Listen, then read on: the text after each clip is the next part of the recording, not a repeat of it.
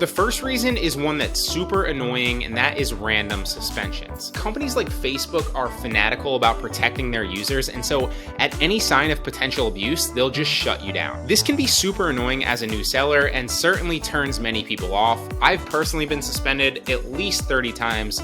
No joke. The key is to understand that this is part of selling on such a new platform, and their AI is actually the one doing the suspending. Most likely, a product that you uploaded was flagged by the algorithm, or you have an unhappy customer that reported you. Rather than chance it, Facebook resorts to just suspending your account to be safe. This actually used to be a much bigger problem just a few months ago, resulting in suspensions that were up to months for some people, but it has gotten a lot better, and they're a lot faster at reversing these wrongful suspensions. Now, if one of my accounts gets suspended, it's typically back up within just a few hours. You have to accept that this is just a part of selling on a new marketplace that's still ironing out all their kinks. They still have a lot of bugs on the platform, but they're getting a lot better, and they're constantly shooting to improve everything. The second reason is that you don't have enough good products. This one is really simple and doesn't really need much explanation.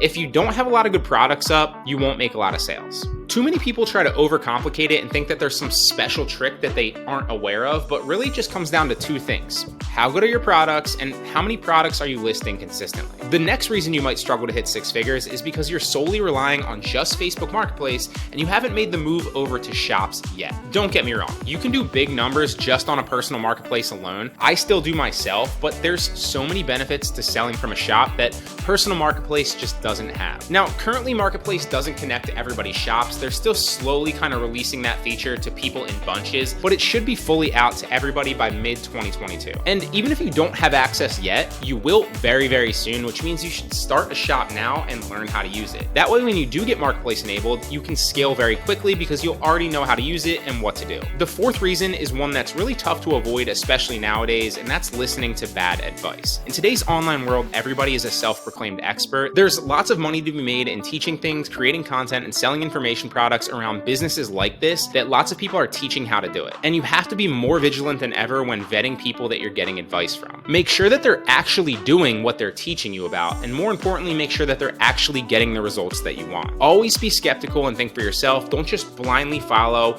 or blindly listen to somebody, even if they might seem like they're successful or seem like they know what they're talking about. That said, there are a lot of people out there that do give great advice that will actually help you, so just make sure you're getting advice from the right people. The fifth reason is something that most entrepreneurs struggle with, myself included, and that's not hiring anybody to help you. As entrepreneurs, we're typically control freaks, and when you know how to do everything, it can be tough to relinquish some of that control to other people because you might worry that maybe they won't do it as good as you. But this mindset holds your business back from scaling, and it keeps you working in your business and not on it. By hiring other people, you can buy back your time and focus on new frontiers to expand and scale further. It also lets you focus on R&D, constantly improve your current processes, and build better systems. And sixth, if you haven't really given it a real shot yet, that's on you. Too many people get caught up in analysis paralysis and never really take any real action. They constantly worry about having all the information before they do anything in fear of potentially doing something wrong, but you're never gonna have all the information. So instead, learn a little bit, then act on what you've learned, then make some adjustments on what you've acted and learned from, then learn more, act on that new information, make more adjustments, etc.